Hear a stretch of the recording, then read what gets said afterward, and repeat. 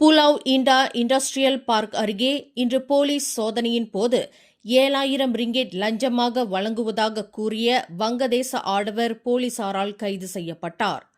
குடியிருப்பு பகுதி ஒன்றில் ஒரு பெண் மற்றும் 2 குழந்தைகளுடன் கார் ஒன்றில் பயணித்துக் கொண்டிருந்த அந்த ஆடவரை போலீசார் நிறுத்தியபோது தப்பிச் செல்ல முயன்றதாக நம்பப்படுகின்றது.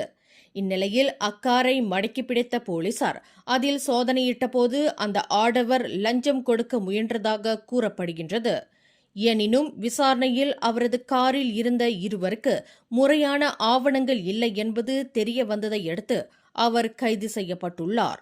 அப்பகுதியில் வெளிநாட்டினர் பலர் முறையான ஆவணங்கள் இன்றி சுற்றித் திரிவதாகவும் மளிகை கடை நடத்துவதாகவும் பொதுமக்கள் அளித்த புகாரின் அடிப்படையில் இச்சோதனை நடத்தப்பட்டுள்ளது. மேலும் செய்திகளை தெரிந்து கொள்ள கீழே இருக்கும் பெல் பட்டனை அழுத்துங்கள். உங்கள் மகிழ்ச்சியை வெளிப்படுத்த லைக் மற்றும் ஷேர் செய்யுங்கள்.